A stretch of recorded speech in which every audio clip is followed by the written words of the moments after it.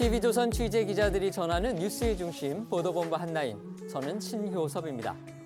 윤석열 대통령은 오늘 국무회의에서 정부의 일제강제징용 배상해법에 대해서 피해자 입장을 존중하면서 한일 양국의 공동이익과 미래 발전에 부합하는 방안을 모색한 결과라고 했습니다. 하지만 민주당은 오늘 낮 정의당 일부 시민단체와 함께 정부를 규탄하고 일본의 사죄를 촉구하는 긴급 시국선언 명목의 장외 집회를 열어서 대정부 공세에 나섰습니다. 일본 정부와 주요 언론을 비롯해 미국과 UN, EU 등 나라 밖에서는 윤 대통령의 결단을 환영했지만 우리 국론은 둘로 갈라져서 정쟁의 경랑 속으로 빠져드는 양상입니다. 준비한 영상 먼저 본 다음 관련한 소식들 전해드리겠습니다.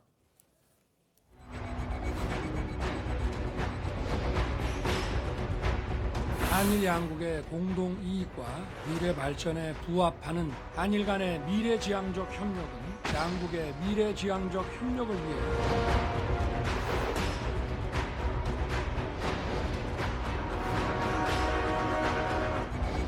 굴욕적인 강제동원해법 윤석열 정부는 철회하라! 피해자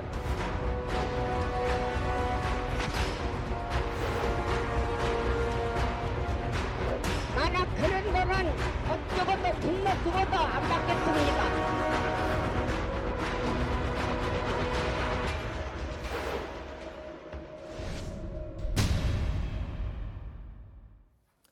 윤석열 대통령 오늘 국무회의에서 정부의 일제강제징용 배상해법이 미래 발전을 위한 대승적 결단이다. 이 점을 재차 강조했습니다. 그렇습니다. 윤 대통령은 오늘 오전 용산 대통령실에서 열린 국무회의 모두 발언에서 어제 발표한 강제징용 배상 문제 해법이 그동안 피해자 입장을 존중하면서 한일 양국의 공동 이익과 미래 발전에 부합하는 방안을 모색해온 결과라고 했습니다. 또 한일 간 미래지향적 협력은 한일 양국은 물론이거니와 세계 전체의 자유와 평화, 번영을 지켜줄 것이 분명하다고 했습니다. 정부가 어제 발표한 제3자 변제 방식 해법안의 당위성을 거듭 강조하면서 과거의 반성과 사죄 요구에 얽매이기보다는 한일 관계 회복을 위해 대승적 결단이 필요했다는 점에 초점을 맞춘 것으로 해석됩니다.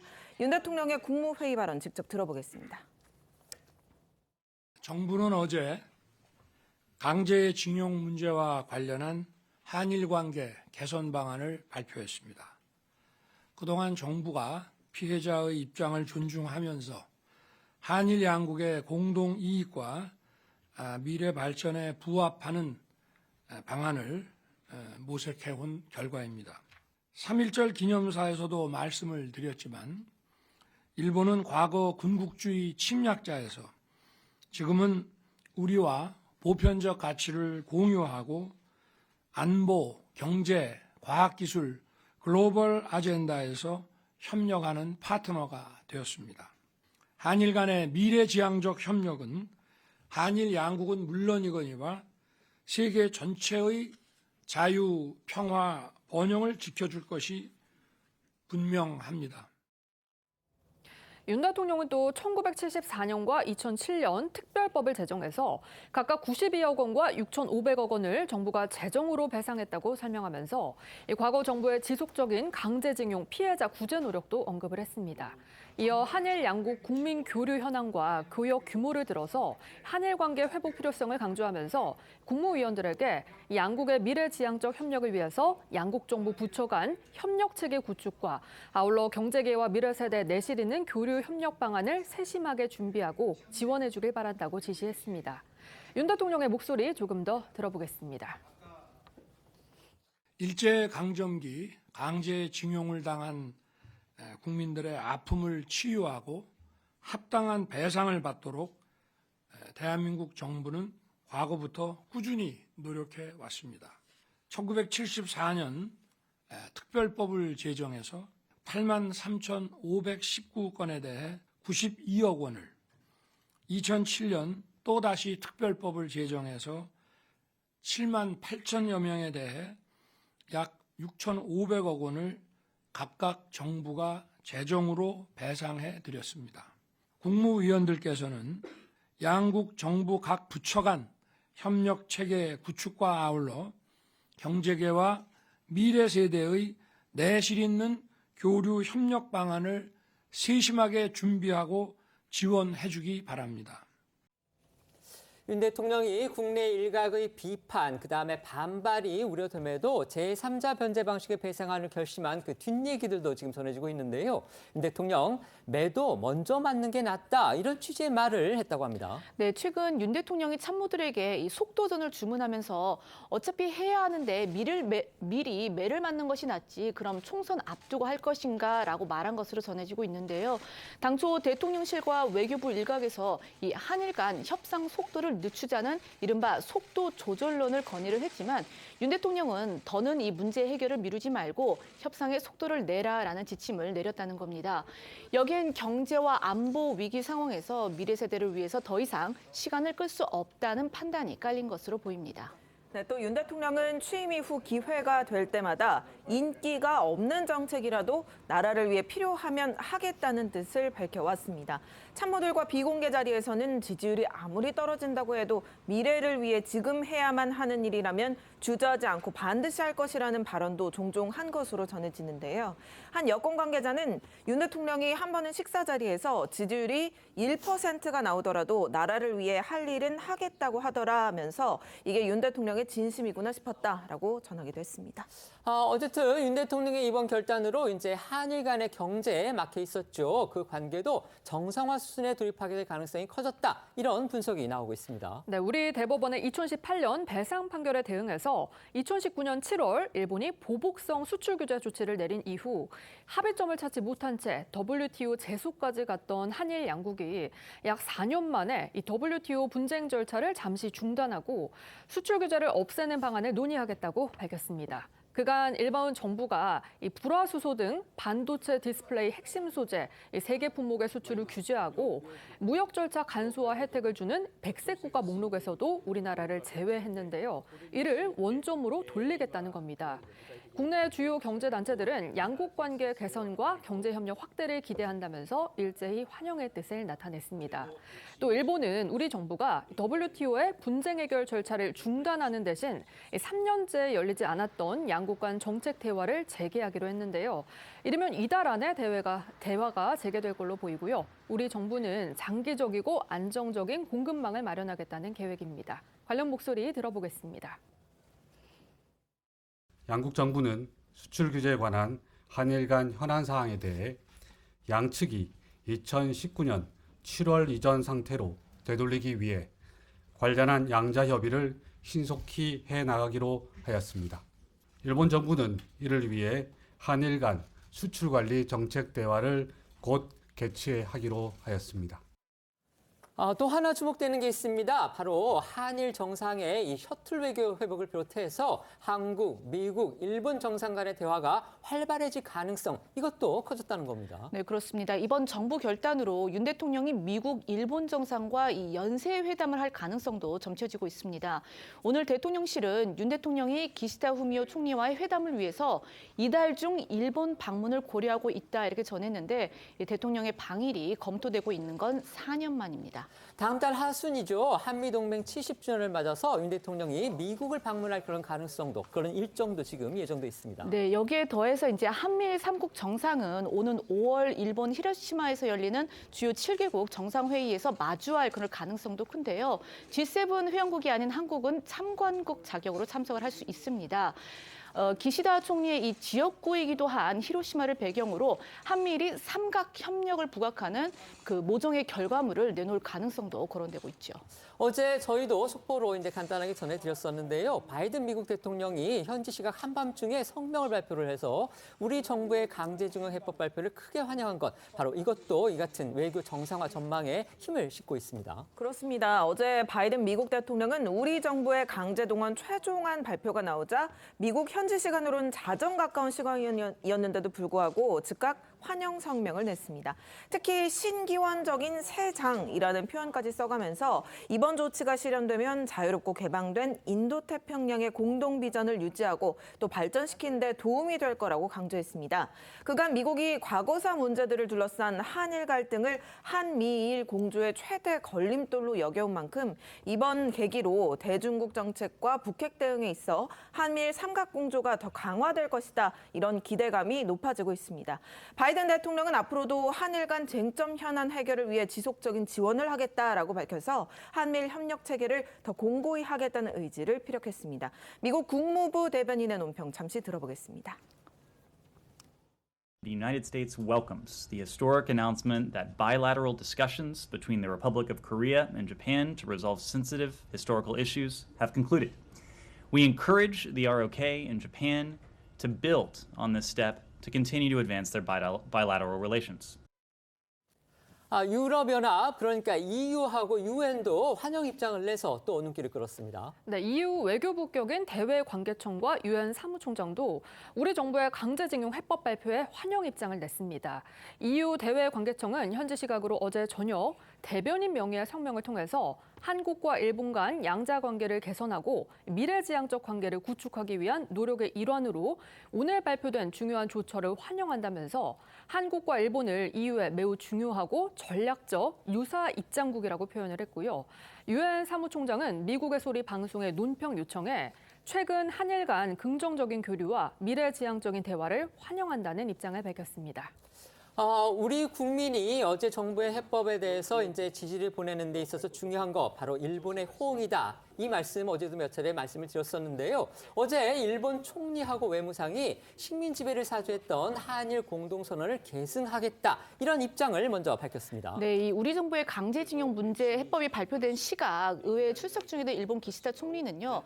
한일 관계를 건전하게 되돌릴 것으로 평가한다라고 화답을 하면서 식민 지배를 사과한 김대중 오부치 공동선언 계승 의지에도 변함이 없다고 강조를 했습니다.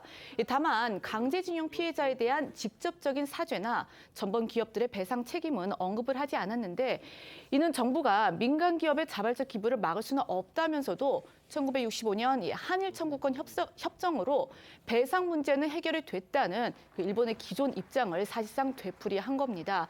또한 이 사안의 주무부처인 외무성의 하야시 외무상은 기시당 내각을 대표해 기자회견을 열고 2018년 한국 대법원 판결로 매우 어려운 상태였던 일본과 한국 관계를 회복시킬 조치로 평가한다면서 일본 정부는 1998년 김대중 오부치 선언을 포함해 역대 내각의 역사 인식을 계승한다고 말했습니다.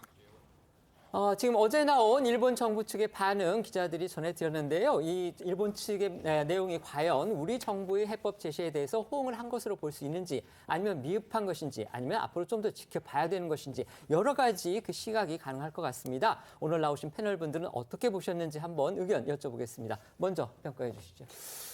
일단 이 한일 관계 부분은 굉장히 어렵습니다. 어떤 아픈 역사를 가지고 있잖아요. 모든 국민들이 다 알고 계시고. 근데 저는 이번에 윤석열 정부에서 일본과의 관계를 푸는 부분에 있어서는 여러 가지 고민이 있었다고 봐요.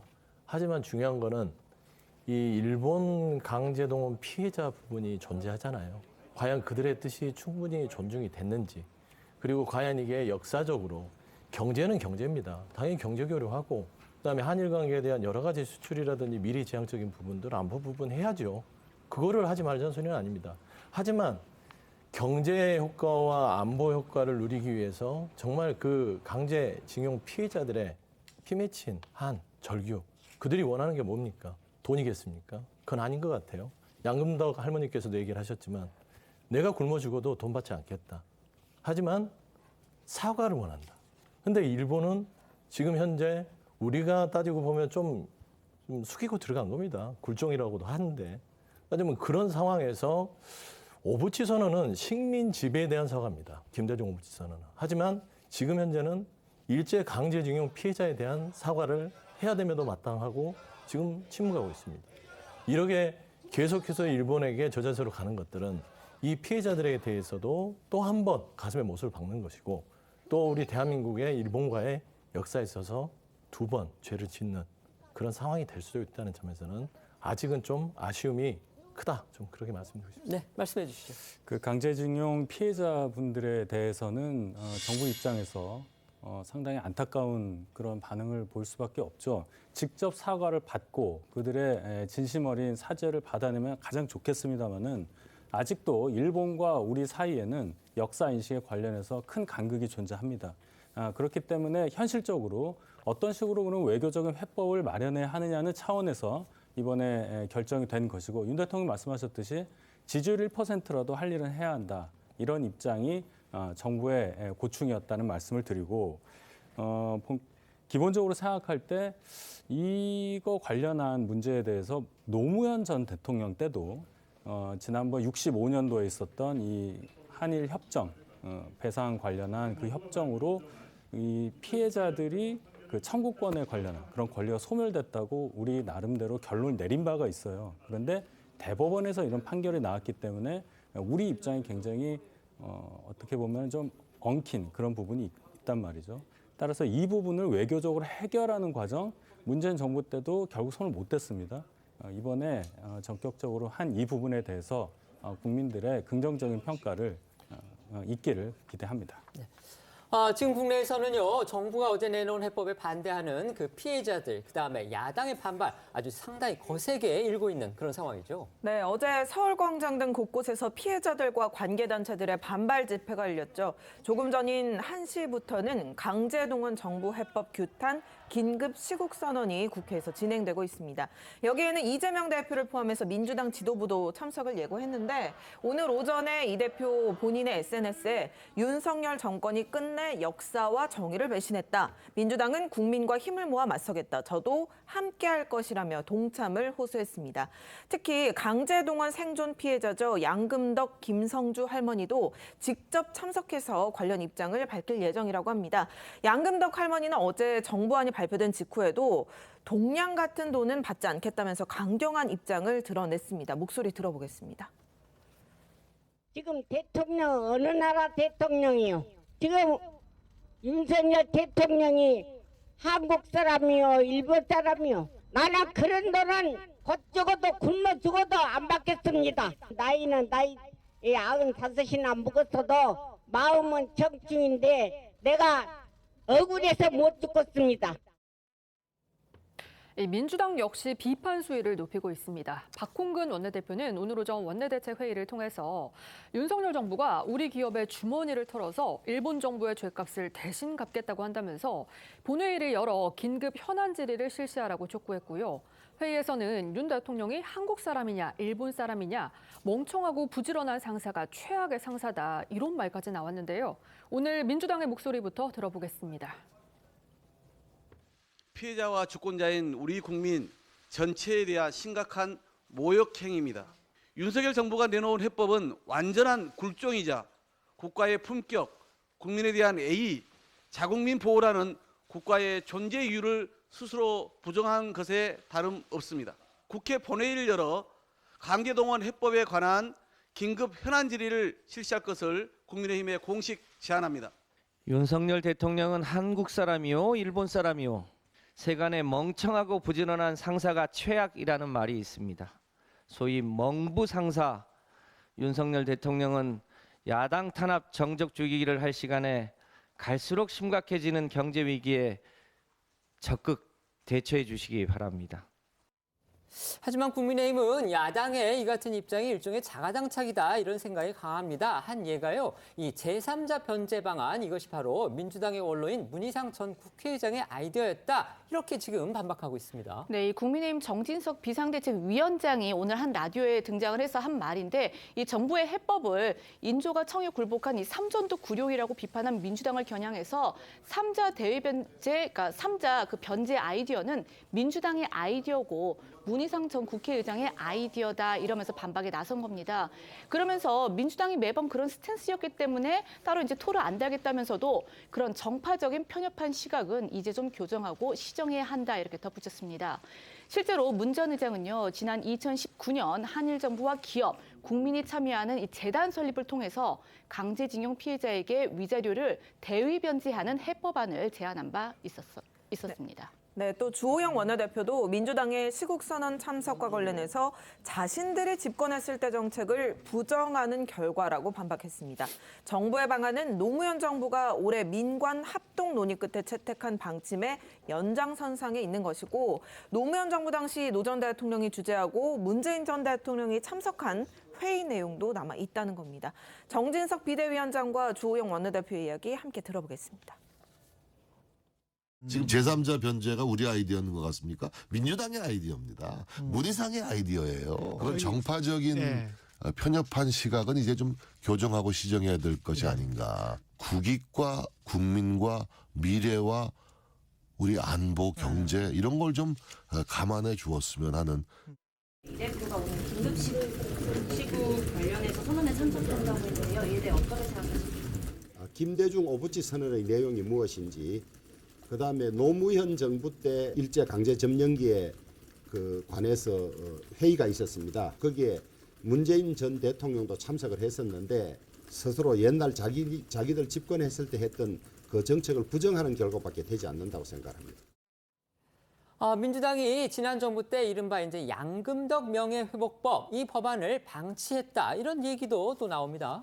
네, 중앙일보 보도인데요. 문재인 정부 당시 과반 여당이던 민주당이 양할머니 같은 근로정신대 피해자를 국가의 지원 대상으로 지정하고 명예회복을 위한 기념사업 및 실태조사를 보장하는 내용의 이른바 양금덕 명예회복법을 국회 상임위에 상정하지 않은 채 방치한 것으로 알려졌습니다. 국회의원 정보 시스템에 따르면 양금덕 명예회복법은 20대, 21대 국회에서 각각 한 차례씩 발의가 됐지만 여야 논의는 한 번도 없었는데요.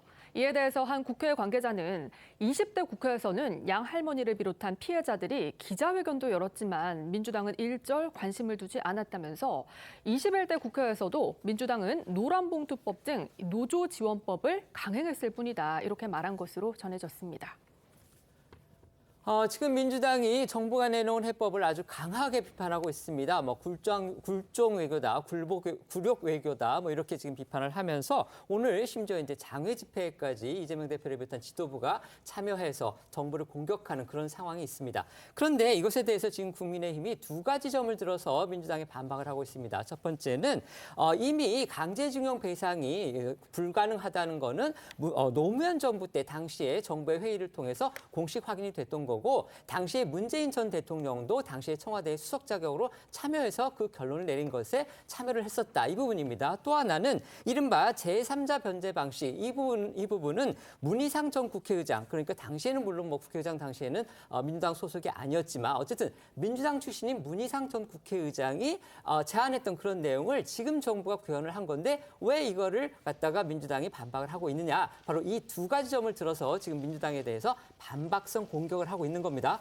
어떻게 생각하십니까?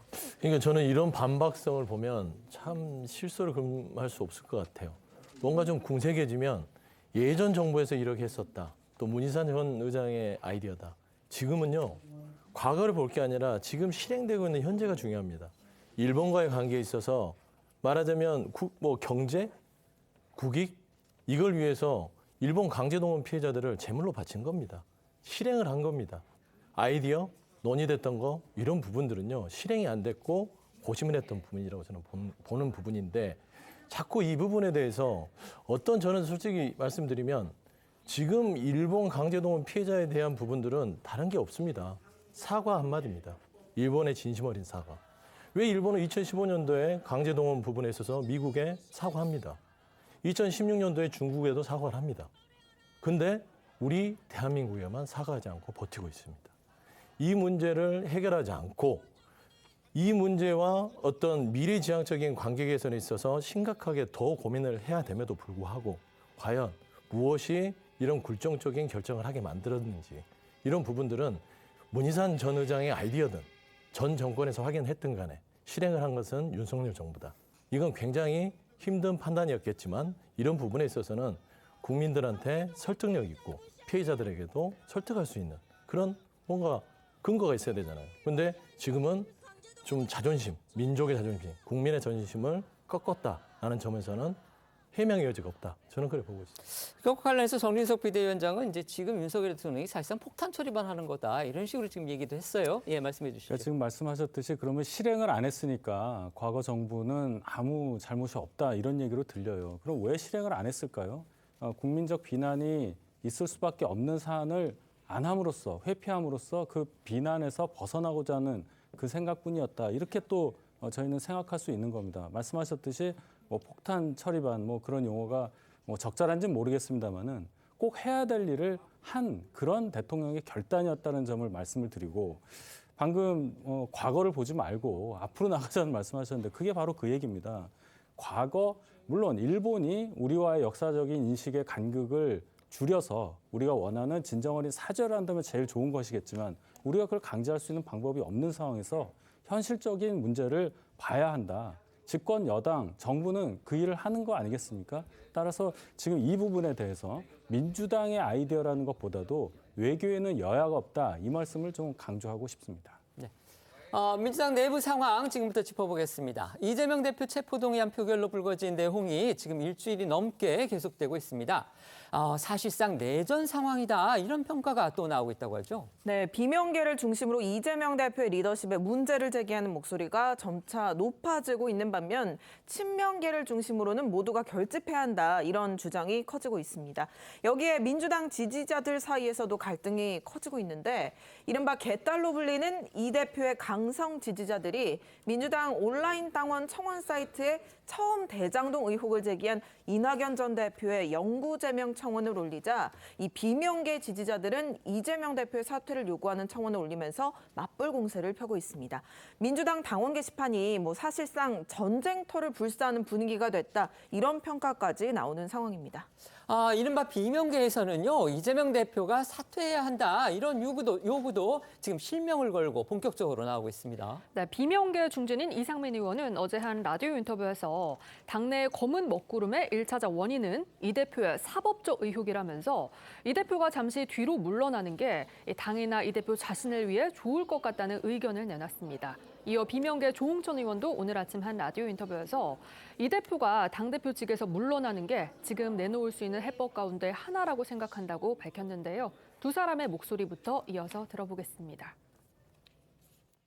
민주당의 지금 검은 먹구름의 1차적인 원인은 이재명 대표의 사법적 의혹이다. 그러면 이걸 철저히 분리를 해야 되는데 당대표를 직을 유지하면서 하기는 쉽지 않다. 이재명 대표가 잠시 뒤로 좀 물러서는 것이 당을 위해서나 이재명 대표를 위해서나 저번 체포동의안 표결 이전에 개별 면담 때도 예를 들어 체포동의안 표결하지 말고 제발로 좀 나가셔라. 여러 가지 요구를 하셨어요. 근데 요지부동으로 그냥 단일대우 대동단결 그렇게만 계속하지 않습니까? 당을 이렇게 끌고 와 있다. 총선 어떻게 치르겠다. 나는 구체적인 얘기를 할 책무가 있는 거죠. 근데 지금 상황에서 내놓을 수 있는 해법이라는 게 어떤 당대표직을 물러나는 거? 그것도 해법 중에 하나입니다. 물론 비명계 내부에서는요, 이 대표의 사퇴가 능사는 아니다 이런 의견이 있는 것도 또 현실입니다. 그렇다면 친명계에서는 어떤 의견이 지금 나오고 있습니까? 네, 친명계에서는 이 대표의 사퇴를 거론하는 이 비명계를 겨냥한 비판의 목소리가 나오고 있는데요. 이 친명계 핵심이자 민주당 내 강경파 초선 의원 모임인 그 철험회 소속 김남국 의원은요, 앞서 한 라디오 인터뷰에서 이 대표의 체포동의안에 가결표를 던진 의원들은 동지를 절벽에서 밀어버린 것과 마찬가지 행동을 한 것이다 이렇게 강하게 비판을 했는데요. 그런가 하면 단일 대우를 강조하는 목소리도 나왔습니다. 친명계 중진인 안민석 의원은 오늘 아침 한 라디오 인터뷰에서 바닥 민심은 이 대표에 대한 동정론이 확산되고 있는 추세라면서 당이 똘똘 뭉쳐야 할 때라고 목소리를 높였습니다. 두 사람 목소리 이어서 들어보시겠습니다. 일부 몇 명의 의원님들이 이재명 당대표 안 된다라고 해가지고 그만둬라라고 이렇게 주장을 하는 것이 맞느냐라는 게 하나가 있는 거고요. 그러면은 그 주장을 안 들어줬다라고 해서 체포동의안을 부결시키는 게 과연 이게 할 수 있는 정치적 행동이냐 의사표시냐라는 겁니다. 함께하는 동지를 어렵게 함께 같이 싸워내야 된 동지를 절벽에서 밀어버리는 그런 것과 마찬가지였기 때문에 제 모친이 제가 방앗간 가가지고 고춧가루 빠오라고 그러셔서 전통시장에 있는 방앗간을 갔어요. 고춧가루 열심히 빻던 방앗간 여주인께서 제게 이렇게 이야기합니다. 의원님, 이재명 대표가 불쌍해요. 또 주말에 조기축구에 시무시가로 운동장에 갔는데 몇몇 축구 동호인 분들이 아이 민주당 제발 싸우지 말고 좀 잘 좀 하라. 그래서 이겨라. 이런 말씀하시는데 이런 방앗간과 운동장처럼 바닥 민심은 이재명 동정론이 확산되는 추세거든요. 총선 없는 전쟁을 하고 있고 대통령이 야당 대표를 제거하려고 지금 작정을 하지 않았습니까? 우리는 똘똘 뭉쳐서 죽기 살기로 맞서는 수밖에 없어요. 네. 다른 플랜 B를 생각을 하면 안 돼요. 이처럼 친명계와 비명계 의원들의 생각이 지금 강하게 충돌하고 있는 가운데서 오늘 비명계 의원들의 모임으로 볼 수 있는 민주당의 길 소속 의원들이 저녁에 또 모인다고 합니다. 네, 지난 1월 출범했죠. 민주당의 길은 스스로 초개파적으로 당이 나아갈 길을 고민하는 취지의 모임이라고 하고 있지만 정치권에서는 사실상 비명계 의원들을 중심으로 한 모임으로 보고 있습니다. 이들은 당초 지난달 28일 모임을 가질 예정이었는데 전날 이 대표 체포동의안이 가까스로 부결되는 결과가 나오자 모임을 돌연 취소한 바 있었습니다.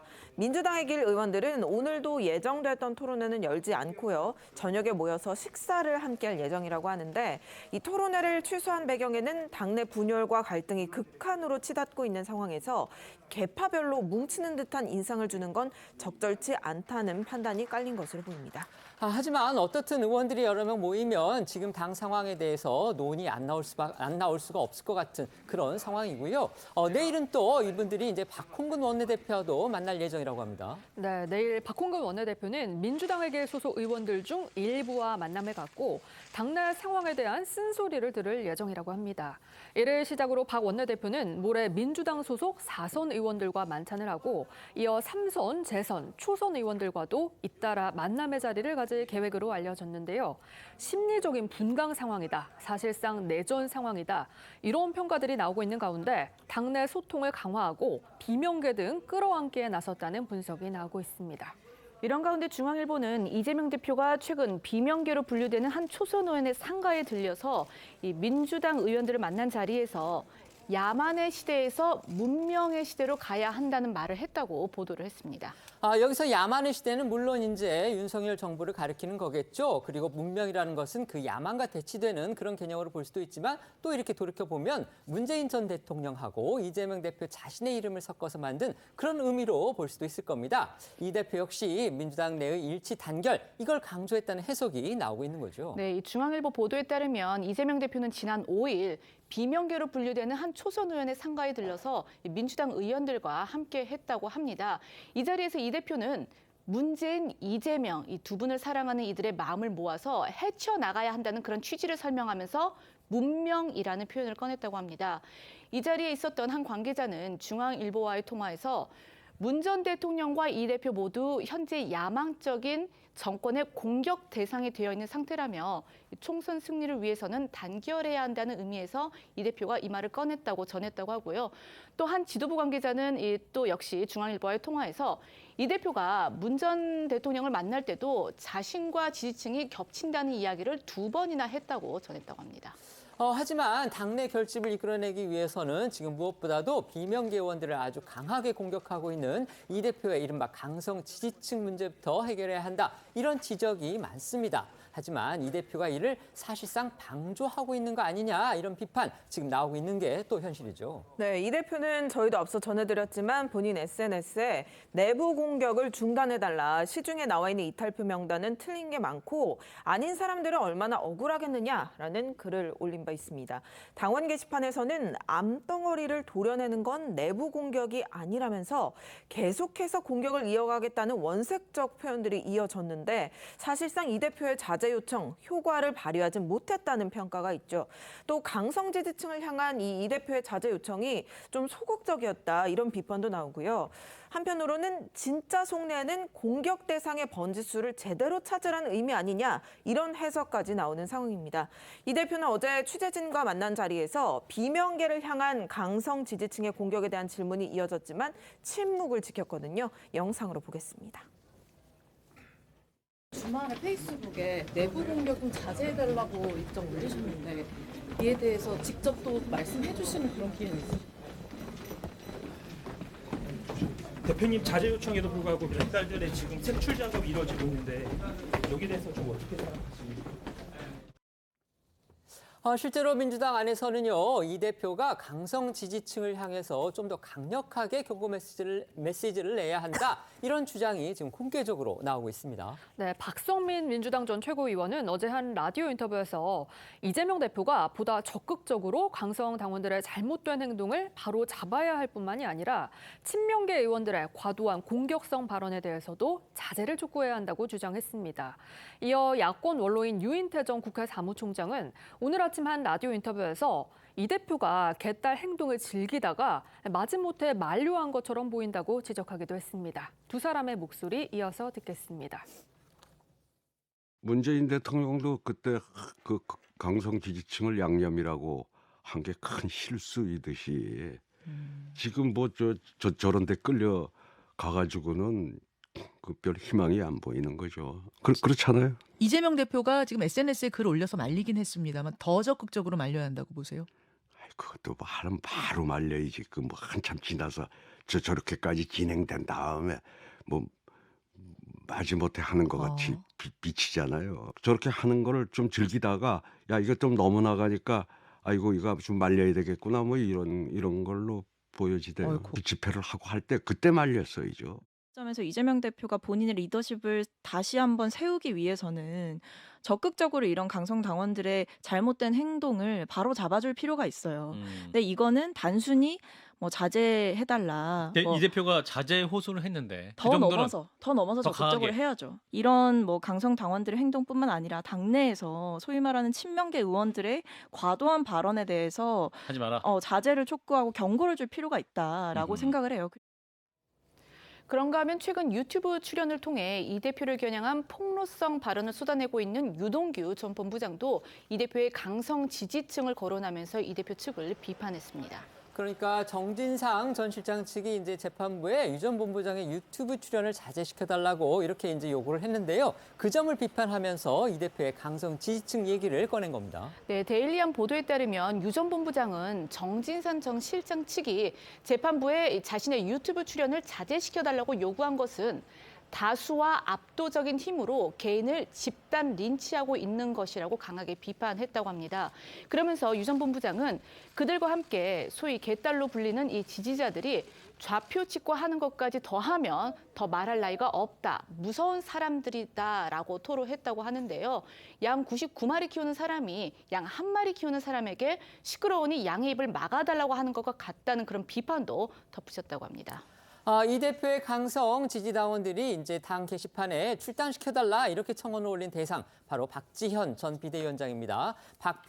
전 비대위원장 역시 이 대표에게 사직생의 결단을 촉구하면서 강성 지지층에 대한 자제를 또 촉구했습니다. 네, 박 전 비대위원장은 앞서 이재명 대표의 체포동의안 가결을 주장했다가 이 대표 강성 지지층의 공격을 받았습니다. 박 전 위원장 출당 권유 내지 징계를 요청하는 청원도 올라왔는데 이런 가운데 박 전 위원장이 어제 청년 등 당원들과 함께 기자회견을 열었습니다. 이 대표에게 지금 필요한 건 사직생의 결단이라고 강조했고요. 주요 당직자 재편 등 5대 실천 과제를 제안했습니다. 박 전 위원장은 본인의 출당을 청원한 강성 지지자들을 의식한 듯이 민주적 공당에서 다른 의견을 이야기했다고 해서 출당 등 징계 청원을 올리는 건 민주주의를 추구하는 정당의 모습이 아니라고 강조했습니다. 박 전 위원장의 목소리도 들어보겠습니다.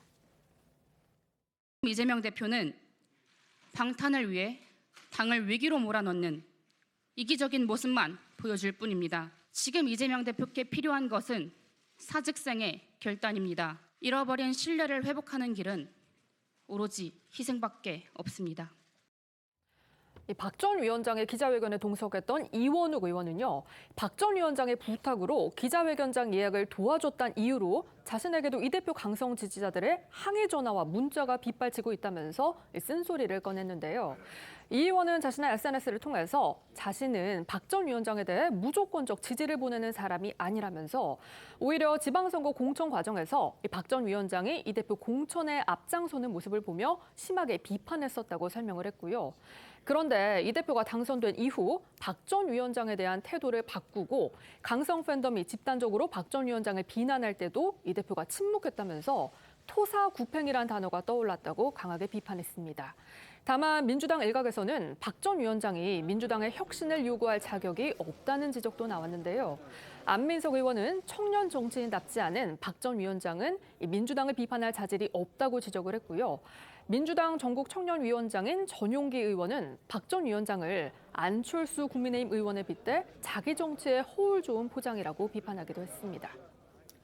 지금 민주당은 내전 상황이다 이런 말까지 나올 정도로 정말 시끄러운 그런 상황입니다. 그런데 이 내전 상황이라고 불릴 정도의 이 내홍의 진원지는 바로 이론이 있을 수는 있지만 이재명 대표의 강성 지지층이 지금 당내 여론을 갖다가 주도하고 있는 그런 상황이라고 볼 수도 있을 겁니다. 그래서 이런 점을 지적을 하면서 결국 이재명 대표가 이른바 이제 개딸 이런 명칭으로 불리는 강성 지지자들의 논란에 대해서 더욱 적극적으로 개입을 하고 또 자제 요청도 해야 된다 이런 주장들이 지금 민주당 안팎에서 나오고 있는 겁니다. 하지만 이재명 대표 물론 직접적으로 자제를 요청한 적도 있지만 기자들이 또 질문을 하면 거기에 대해서는 어제 또 답을 하지 않았습니다.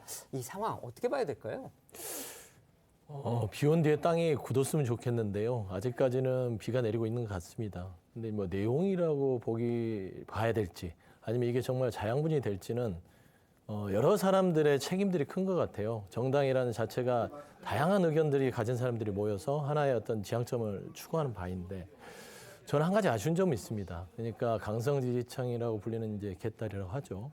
그런 분들께서 지금 어떤 정말 이재명 대표를 위하는 일인지 모르겠어요. 이런 표출하는 거, 뭐 색출하겠다, 뭐 이재명 대표에 대해서 조금이라도 뭐 어떤 비판을 하면 그 사람을 찾아가서 뭔가 또 문자 폭탄을 보내고 또 그 사람을 아주 나쁜 사람을 만들고 이거는 이재명 대표가 말하자면 당대표로서 리더십을 발휘하는데 저는 1도 도움이 안 된다고 생각합니다.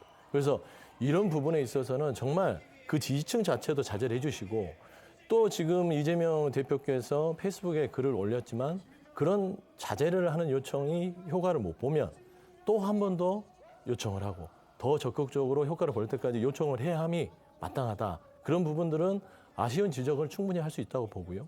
그다음에 두 번째 보면 지금 친명, 비명으로 나눠져서 어떤 본인들의 입장을 계속 얘기하는데 일부 스피커들입니다. 의원들 중에. 눈에 띄는 분들이 있잖아요. 근데 그런 분들도 지금 현재 다른 의원들도 얘기하고 싶은데 참고 있는 거예요. 근데 본인이 자처해서 스피커라고 해서 어떤 언론에 뭐 노출되고 싶은지 어쩐지 모르지만 지금은 친명이든 비명이든 최대한 말을 아끼고 나서 과연 이 당을 어떻게 수습할지에 대해서 좀 내부적으로는 치열한 고민했으면 좋겠어요. 그리고 마지막으로 이재명 대표께서도 그렇고 지도부도 그렇고 모든 거는 권한에는 책임이 있습니다. 물론 이재명 대표께서 인간적인 배신감을 느낄 수 있죠. 이탈표가 나왔으니까. 하지만 리더라면 그런 배신감은 좀 치워놓고 당이 어떻게 화합을 하고 소통을 하고 본인이 어떤 게 부족했는지를 돌아보면서 조금 더 적극적인 태도를 보인다면 좀 빠른 수습이 좀 되지 않을까라는 좀 그런 생각을 하고 있습니다. 네, 말씀해 주십시오. 네, 말씀하신 부분에 100% 공감합니다. 이 민주당의 이런 상황을 보고 있으면은 이 생각을 좀 해봐야 될 것 같아요. 정당이 그럼 왜 존재해야 되느냐? 정당의 역할 중에 잘 보시면은 이 분출하는 대중의 정치 의사 표현을 잘 수렴해서 그것을 정제한 다음에 뭔가 생산성 있는 정치 의사 표현으로 바꿔주는 역할을 해야 되는데 지금 민주당에서는 그런 필터링 기능이 잘 안 되고 있는 모습이 아니냐 조심스럽게 얘기를 하고요. 그렇기 때문에 소위 그 개딸들이라고 하는 분들의 목소리가 너무 과대평가되고 또 그에 반대되는 다른 생각 가진 분들의 생각들이 이렇게 묻혀있는 그런 상황이란 말이에요. 심지어 국회의원들조차 본인의 의사표현을 자유롭게 하지 못하고 본인이 어떤 표결을 했는지를 강제적으로 드러내야 하는 상황까지 와 있지 않겠습니까? 이것은 굉장히 위험한 상황이다. 민주당 이름에 걸맞지 않는 민주주의의 파괴 현상이라고 저는 보는데 지적하신 바와 같이 그런 식으로 세 가지 말씀하셨죠. 그 세 가지가 전제가 된 후에 실행이 된다면 민주당이 이름에 걸맞는 민주주의 정당으로 다시 태어날 수 있다 이렇게 봅니다. 네. 이처럼 당의 내분 상황 쉽게 가라앉지 않고 있는데요. 이 대표를 향한 그 사법 리스크 그 부분과 관련한 새로운 사실들도 나오고 있습니다. 오늘도 지금 주목할 만한 일정이 있는데요. 바로 이 대표가 공개적으로 최측근이다 이렇게 인정을 한 김용 전 부원장에 대한 첫 재판이 열립니다. 맞습니다. 앞서 검찰은 김용 전 부원장이 이 유동규 전 본부장 등과 공모해서 남욱 변호사로부터 8억 4,700만 원을 받는 등 이 불법 정치 자금을 수수했다고 보고 재판에 넘겼습니다. 오늘 오전 10시부터 열린 이 김 전 부원장의 불법 정치 자금 수수 혐의에 대한 이 첫 번째 재판에는요. 김 전 부원장은 물론이고 유 전 본부장과 남욱 변호사 등도 출석을 해서 공방을 이어갔습니다. 이번 재판의 핵심 의혹은 이거죠. 이 김 전 부원장이 수억 원의 돈을 왜 받았고 어디에 썼는지인데 검찰 측은 이재명 대표의 이 대선 경선 자금으로 쓰였다고 의심을 하고 있습니다. 실제로 김 전 부원장의 공소장에는 이재명 대표의 이름이 무려 57회나 등장을 해서 사실상 이재명 공소장 같다는 말까지 나오기도 했습니다. 반면 김 전 부원장 측은요, 불법 정치 자금을 받은 적이 없다고 의혹을 여전히 전면 부인하고 있고, 또 유동규 전 본부장이 김 전 부원장을 이용해서 남욱 변호사에게 자금을 편취한 사기 사건이라는 주장을 이어가고 있습니다. 김 전 부원장 오늘 재판에서 검찰권 남용을 보고 할 말이 없고 너무 억울하다면서 중차대한 대선에서 돈 자체를 요구한다는 것은 부도덕하고 어리석고 또 있으면 안 되는 일이라는 것을 알고 있다면서 목소리를 높였다고 전해졌습니다. 만에 하나 이 불법 대선 자금 의혹이 사실로 이제 확인이 된다면 이재명 대표 역시 상당히 이제 치명상을 피할 수 없는 그런 상황으로 볼 수가 있는데요. 김 전 부원장은 아까도 말씀드렸듯이 이 대표가 스스로 최측근으로 꼽았을 정도로 오랜 인연을 맺어온 그런 인물이죠. 따라서 두 사람과의 관계가 과연 이번 재판을 통해서 어떻게 규명이 될지 더욱 관심이 쏠리고 있습니다. 맞습니다. 김용 전 부원장은 이 대표가 변호사던 시절부터 인연은 맺어온 인물입니다. 이 대표가 성남시장에 당선된 후에는 성남시 의원으로 또 경기지사 시절에는 경기도 대변인으로 호흡을 맞추면서 줄곧 이 대표를 지근거리에서 보좌해왔습니다. 김 전 부원장이 경기도 대변인이던 시절 이 대표에 대해 언급한 발언 들어보겠습니다. 워낙 실력 있는 변호사로 그때 다 인정을 받고 있었어요. 그래서 저뿐만이 아니라 성남 지역에서는 그 이재명 그 변호사의 그 힘을 갖다가 손을 내미는 경우가 굉장히 많았는데 그때마다 덥석덥석 손을 내밀어주고 또 이렇게 한번 만난 사람들은 인연이 돼가지고 저도 그렇게 해가지고 이제 시작해서 아주 뭐 큰 보람을 느끼고 그 선택에 대해서는 뭐 후회가 전혀 없습니다. 네, 이재명 대표 역시 과거 김 전 부원장을 향해서 뜻을 함께하는 벗이자 분신 같은 사람이라고 말할 정도로 이 김 전 부원장에 대한 친분을 강조해왔습니다. 김 전 부원장의 혐의가 불거졌을 당시에도 이 결백을 믿는다라고 강조했었는데 반면 이 혐의에 연루돼 있는 유동규 전 본부장과 남욱 변호사는 과거 좀 결이 다른 주장을 내놔서 눈길을 끌기도 했거든요. 앞서 나온 이 대표 목소리와 유 전 본부장, 남욱 변호사 목소리 이어서 들어보겠습니다. 불법 자금은 이론 본 일도 쓴 일도 없습니다. 김용 부원장은 오랫동안 믿고 함께 했던 사람인데 저는 여전히 그의 결백함을 믿습니다. 김용한테 얼마 전달된 겁니까? 그 김용한테 전달은 6억 전달했습니다. 다 거짓말 하는 사람들 아닙니까? 거짓말은 또 다른 거짓말을 갈 거고 수많은 거짓말을 해야 될 겁니다. 상식적으로 글쎄요. 그러면 이재명이 몰랐다. 아니 그럼 나는 누구한테 돈을 준 거야? 그럼 누구의 선거에 돈을 준 거냐 이거지. 네, 검찰 측은 김용 전 부원장의 혐의를 입증할 충분한 물증을 확보했다는 입장입니다. 그래서 재판을 통해서 어떤 새로운 증거가 나올지 관심이 집중되고 있습니다. 다 아시다시피 이재명 대표의 최측근인 김용 전 부원장이 받고 있는 혐의는요. 그 대장동 일당으로부터 불법 정치 자금을 수수했다는 건데 그 정치 자금이라는 것이 바로 이재명 대표의 대선 경선 자금으로 쓰였을 가능성이 있다. 이게 지금 검찰이 두고 있는 혐의점입니다. 따라서 김용 부원장이 만약에 유죄로 인정을 받으면 그 여파는 곧바로 이재명 대표에게 미칠 수밖에 없는 그런 지금 구조인 겁니다. 하지만 지금 김용 부원장은 검찰 수사 단계에서 강하게 이를 부인해왔고 아까 저희가 전해드렸듯이 유동규 씨, 그다음에 남욱 변호사는 그 부분을 또 강하게 또 반박을 하면서 이거는 이재명 대표도 모를 수가 없는 사안이다. 이렇게까지 주장을 하고 있습니다. 과연 이들의 주장이 법정에서 어떻게 부딪히면서 과연 어디까지 밝혀질지가 저희의 관심사인데요. 어떻게 전망하십니까? 일단은 이 부분은 유동규 씨, 남욱 씨 이 두 사람은 기본적으로 그 대장동 관련된 재판을 받다가 불법 정치자금 쪽, 뭐 이런 쪽으로 해서 진술을 바꿨습니다. 근데 중요한 거는 재판에서 가려지겠죠. 그러니까 재판부가 이들이 주장하는 바, 돈 줬다는 부분들이 정말 진술이 일관적인지, 그 진술을 뒷받침할 증거가 있는지 그걸 판단할 거라고 보고요. 다만 보면은 그 돈의 근원지는 김만배 씨입니다. 김만배 씨의 허락 없이는 그 돈이 움직일 수가 없어요. 근데 현재 김만배 씨는 그 돈을 본인 돈이기 때문에 그렇게 사용하지 않았다라고 얘기하는 그런 진술들이 부딪히고 있습니다. 그렇기 때문에 지금 현재의 이들의 어떤 뭐 증언이나 인터뷰나 이런 거를 가지고는 지금 현재 이게 뭐 혐의가 있다 없다 판단하기는 힘들다 그렇게 보고 있습니다. 네, 어떻게 생각하세요? 지금 말씀하신 것처럼 그 언론상으로 보도된 내용을 가지고 민주당에서는 계속 증거가 없다 이렇게 얘기하고 있지 않습니까? 그래서 이 재판이 중요한 거예요. 검찰에서 언론의 수사 상황을 다 얘기하지는 않겠죠. 이제 재판 과정을 통해서 법관 앞에서 판사 앞에서 여러 증거를 이제 진짜 증거를 많이 내보일 걸로 생각을 하고 그렇게 되면 이 재판 진행 상황에 따라서는 이재명 대표에 대한 혐의라고 할까요? 훨씬 더 짙어질 수밖에 없고 그런 국민적 여론도 바뀔 수 있다. 민주당 상황도 복잡해질 수 있다. 이런 예상을 해봅니다. 그래서 이 재판 과정에서 과연 검찰에서 그동안 수사한 결과가 어떤 건지 그것을 보는 것이 가장 큰 관심이 아닐까 이렇게 봅니다. 네. 국민의힘 소식도 알아보겠습니다. 국민의힘의 새 당대표, 그다음에 최고위원을 선출하는 거 이제 하루 앞으로 다가왔습니다. 후보들 막판까지 네거티브 공방전을 아주 치열하게 벌이고 있는데요.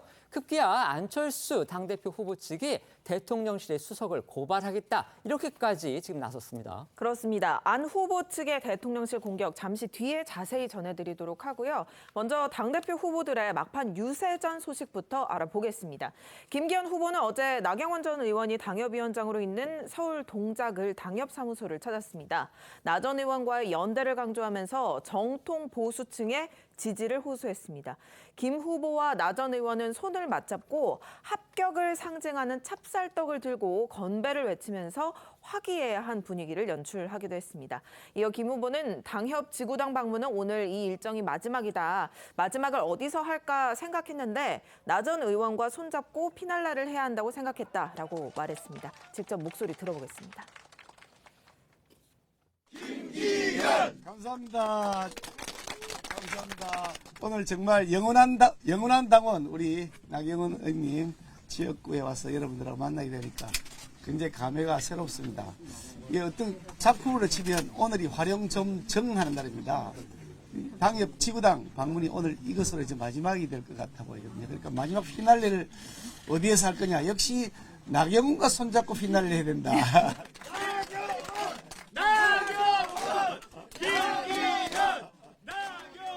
네, 김기현 후보가 친윤 성향 표심 다지기에 주력한 반면에 안철수 후보는 선거정 막판 변수로 급부상한 대통령실 전대 개입 논란을 강하게 부각하면서 비윤 성향 표심 결집에 주력하는 모습입니다. 안 후보는요, 대통령실의 시민사회수석실 행정관이 김기현 후보를 지지하는 홍보물을 단체 채팅방에 전파해달라고 당원들한테 요청했다. 이 같은 의혹을 지금 집중 제기하고 있는 거죠. 네, 앞서 한 언론에서 대통령실 시민사회수석실 행정관들이 단체 대화방에서 김기현 후보를 공개 지지하고 안철수 후보를 비방했다는 내용을 보도했습니다. 여기에 더해서 행정관들이 당원에게 김 후보를 지지하는 홍보물을 전파해달라고 요청했다는 의혹까지 나오면서 대통령실의 전당대회 개입 의혹이 확산했고요. 특히 해당 요청에 담긴 녹취까지 공개되면서 파장이 커진 겁니다. 특히 안철수 후보는 국회에서 긴급 기자회견까지 열어서 이 해당 의혹이 사실이라면 당대표 이 경선에 대통령실이 명백히 개입한 것으로 대단히 심각한 문제라면서 정당 민주주의를 훼손하고 헌법 제7조 공무원의 정치적 중립 의무를 정면 위반한 중대 범법 행위라고 강하게 비판했습니다. 그리고 오늘 한 라디오에 출연해서도 이 대통령실 시민사회수석실 일부 관계자들의 전당대회 개입 의혹을 사실로 규정을 하면서 진상규명과 책임을 묻겠다고 밝혔는데요. 안 후보 목소리 들어보시겠습니다. 이제는 의혹이 아니죠. 사실이죠.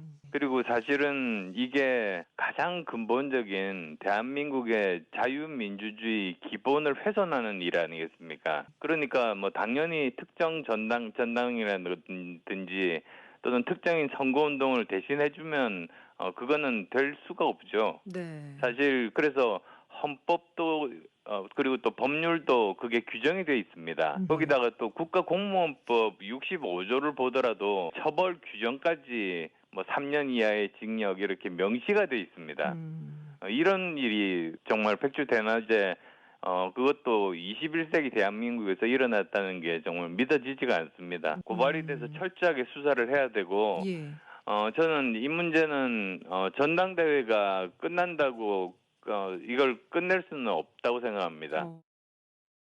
급기야 안 후보 캠프는 오늘 언론 공시를 통해 대통령실 이 시민사회 수석 행정관들의 전당대회 선거 개입과 관련해 강승규 시민사회 수석을 공수처에 고발하기로 했다고 밝혔습니다. 지금 그 선거 개입 의혹을 받고 있는 직접적인 당사자는 바로 그 시민사회 수석실의 행정관입니다. 그런데 안철수 후보 측은 지금 강승규 시민사회 수석을 고발하겠다고 이렇게 나섰습니다. 그러니까 안 수석이 그 선거 개입 행위에 직접적으로 뭔가 지시를 하거나 아니면 관여를 했다는 건지 이 부분은 아직 지금 명확치 않습니다. 그 부분은 저희가 나중에 밝혀지는 대로 전해드리도록 그렇게 하겠고요. 지금 안 후보 말고도 다른 당권 후보들이 지금 대통령실 그리고 김기현 후보를 겨냥해서 또 함께 공세에 나서고 있죠. 네, 천하람 후보가 이 김 후보가 대통령실에 폐를 끼치고 있다 이렇게 주장을 했고요. 황교안 후보 역시 김기현 후보에게 책임이 있다고 비판했습니다. 각각 목소리 들어보겠습니다. 지금 이 논란이 굉장히 커지고 있습니다. 대통령실의 선임 행정관이 이런 식으로 당내 경선에 개입했다라는 게 되면은 김기현 후보 같은 경우는 정통성을 완전히 잃어버리게 됩니다. 저는 그래서 김기현 후보가 선출되더라도 이거는 거의 비대위행 특급 열차를 타는 그런 모양새거든요. 그래서 김기현 후보 당선되더라도 이거는 오래 갈 수가 없는 구도인 것이고 김기현 후보 이번 논란은 저는 못 버틸 거다. 결국 사퇴하는 수순으로 가지 않겠느냐 이렇게 봅니다.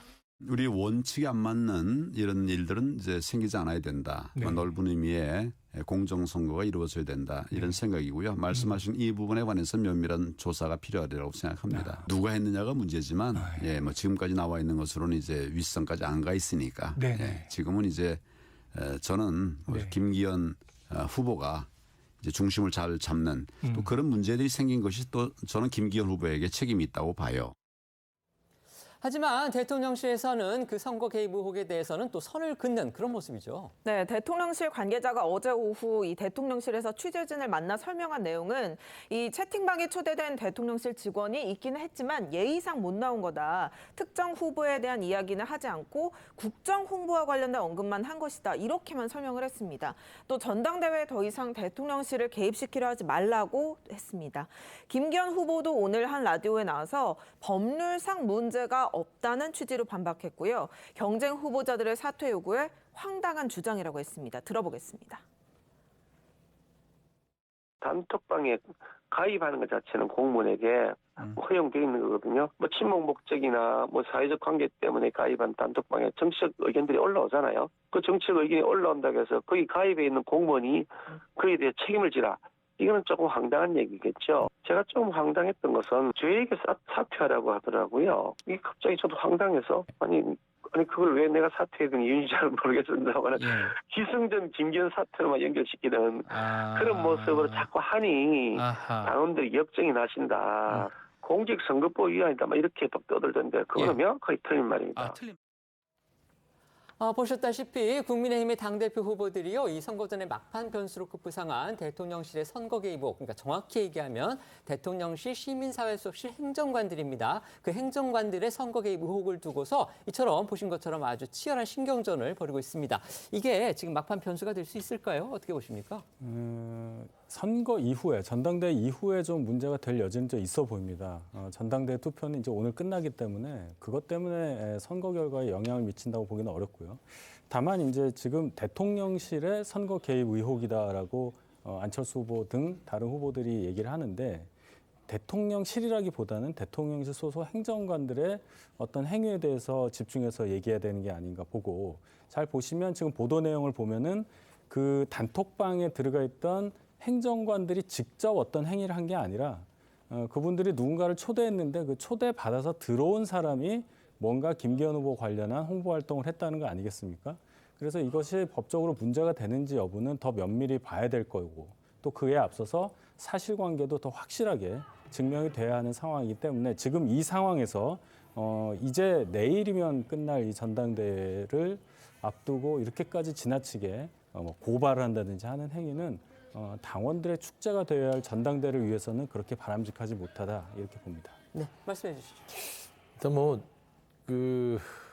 국민의힘 전당대회이기 때문에 많은 평가는 제가 좀 자제를 하겠지만 기본적으로 당무 개입이라는 부분들에서 좀 아쉬워요. 근데 또 어떤 면에서는 좀 일관성이 있구나.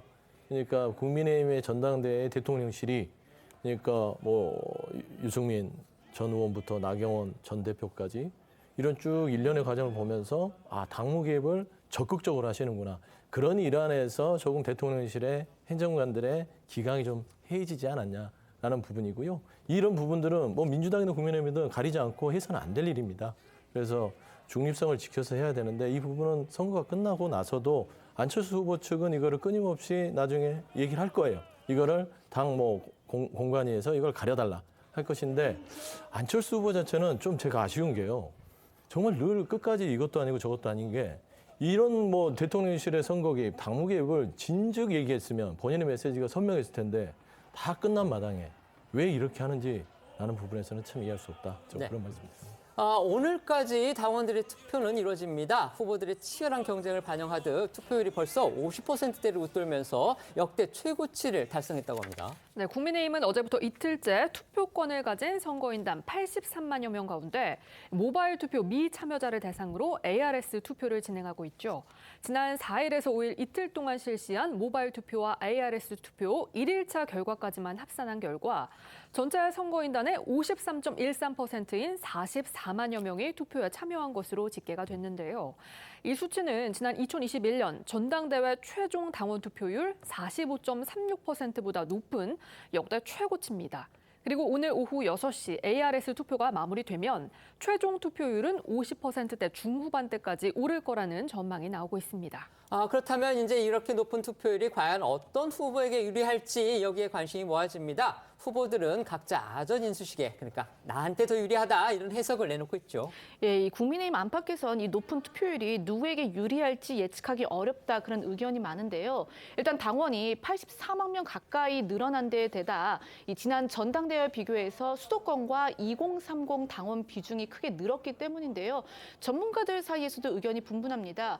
모바일 투표는 이준석 체제에서 급증한 젊은 당원들이 많이 참여했을 가능성이 높은 만큼 안철수 후보 또는 천하람 후보에게 유리할 것이다라는 분석이 있는 반면에 김기현 후보에게 유리할 것이라는 분석도 있습니다. 정부 출범 2년 차이고 또 여소야대 형국인 만큼 윤 대통령에게 힘을 실어주기 위해서 당원들이 적극적으로 투표에 참여했을 가능성이 있다는 설명입니다. 네. 지금부터는 오늘 하루 놓치면 안 될 핫한 뉴스를 모아 전해드리는 어쩌다 이런 일이 코너로 이어가겠습니다.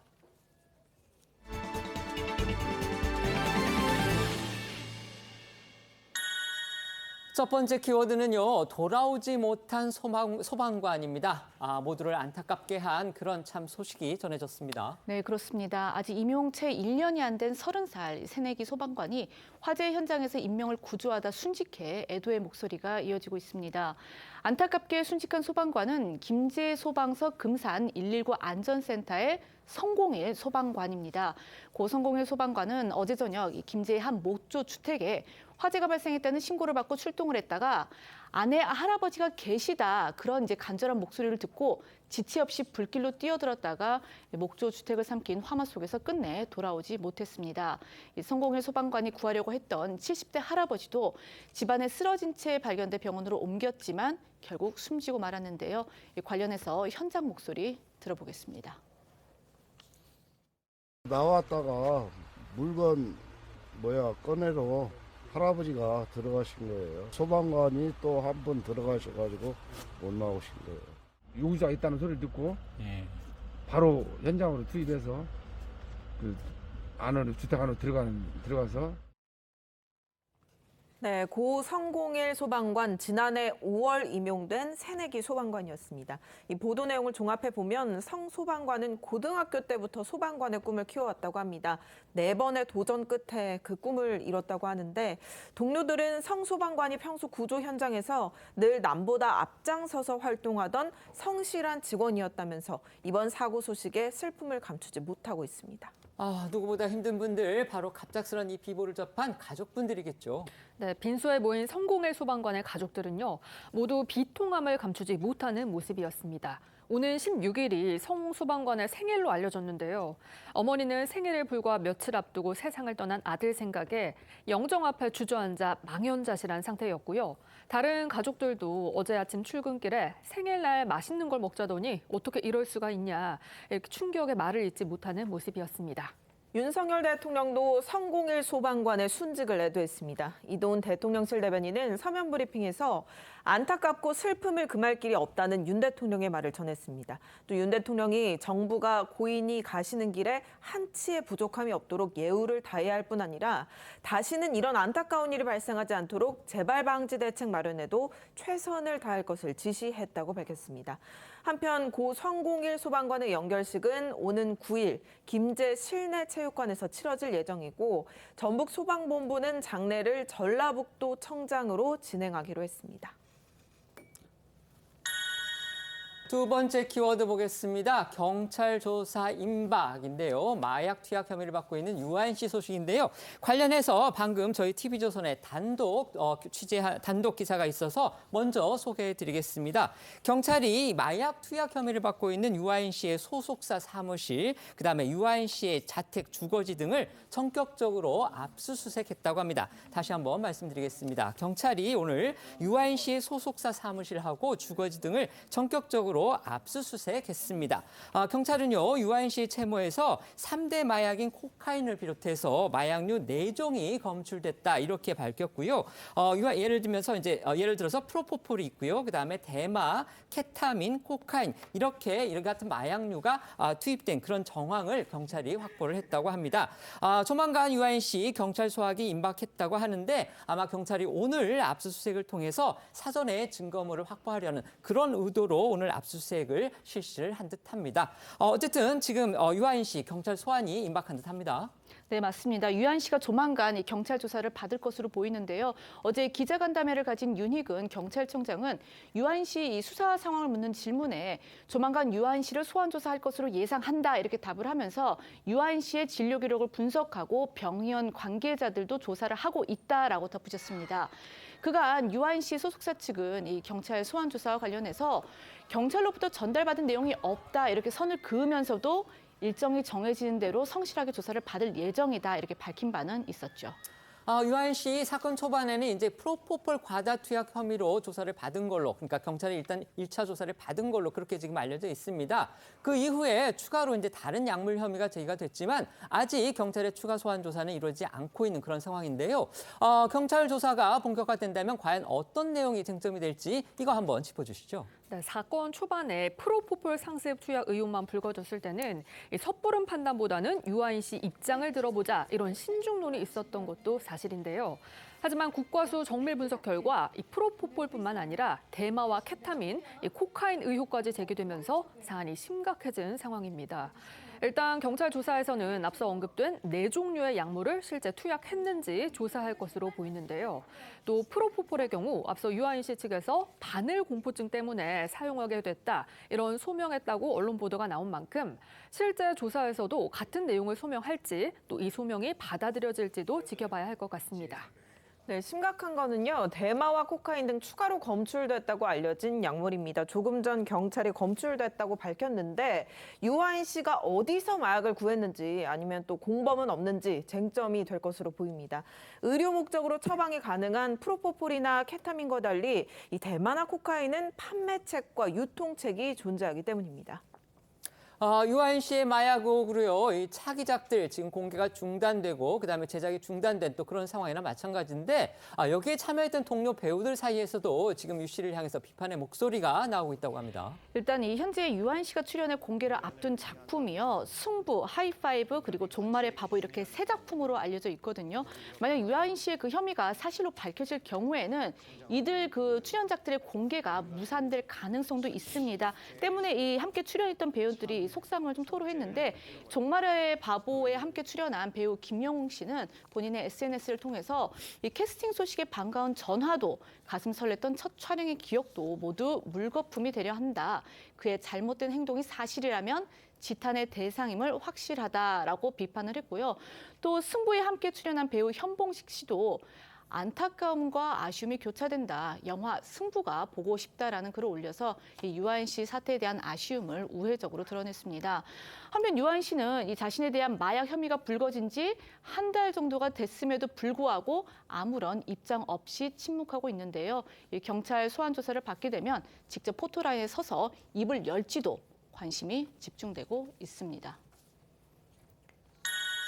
세 번째 키워드입니다. 동전까지 턴 그놈. 이거 어떤 사건입니까? 네, 이른바 남촌동 택시기사 살인 사건으로 불리던 장기미제 사건의 범인이 16년 만에 붙잡혔다는 소식입니다.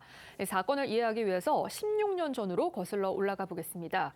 지난 2007년 7월 1일 새벽 인천 남동구의 한 고가도로 밑에서 택시기사가 가슴 등을 흉기에 찔려 숨진 채 발견이 됐습니다. 숨진 택시기사의 차는요, 시신이 발견된 현장에서 조금 떨어진 주택가에 이 뒷좌석이 불에 탄 채 발견이 됐는데요. 당시 차 안에는 문 쪽에 말아둔 1,000원짜리 지폐는 그대로 있었지만 이 택시기사의 지갑이나 동전 한 개도 남아있지 않아서 강도살인 사건임을 짐작해 했습니다. 이에 경찰은 수사 전담반을 편성해서 대대적인 수사를 벌였지만 범인을 특정할 만한 단서를 발견하지 못했고 결국 16년간 미제로 남은 상태였습니다. 16년 동안이나 풀지 못한 그런 사건인데 어디서 사건을 풀 단서를 찾은 건가요? 그러니까 사실 2007년 그 당시도 단서가 전혀 없었던 것은 아닙니다. 용의자가 도주하는 모습이 찍힌 CCTV도 확보가 됐었고요. 또 범인들이 당시 택시에 그 불을 지를 때 사용한 종이 불쏘시개도 채취를 했었는데 문제는 당시 과학기술로 이 범인을 특정할 결정적인 증거를 찾아내기는 어려웠다는 겁니다. 그런데 이제 시간이 흐르면서 과학수사 기술도 많이 발전을 했고 실제로 영구 미제로 남을 줄 알았던 이 이춘재 사건에서도 유전자 검사의 위력이 확인되기도 했었죠. 이 사건은 지난 2016년 이 중요 미제 사건 전담 수사팀이 넘겨받아서 재차 수사에 나섰고 범인들이 불을 지를 때 사용한 이 종이 불쏘시개를 다시 검토를 했다는데 그 과정에서 당시에는 발견하지 못했던 이 범인의 쪽지문, 그러니까 일부 남은 지문을 확인할 수 있었다고 합니다. 여기에 경찰의 집념도 한몫했습니다. 당시 CCTV를 통해서 도주에 사용된 것으로 보이는 차량의 흰색 번호판을 확인하고 동종 차량 무려 9만 2천여 대 자료를 찾아서 관련성이 의심되는 차량 990대를 압축하고 차량을 소유했거나 소유 중인 2,400여 명을 직접 찾아다니며 면담 수사했다고 합니다. 그 끝에 아까 발견된 이 불쏘시개의 쪽 지문과 대조해서 범인을 특정할 수 있었던 겁니다. 그러니까 과학수사 기법, 그다음에 경찰의 집념이 합쳐져서 이룬 성과라고 할 수 있겠는데요. 범인은 범행 인정했습니까? 체포된 범인은 2명인데요. 이들이 피해자에게 빼앗은 것은 현금 6만 원에 불과했다고 합니다.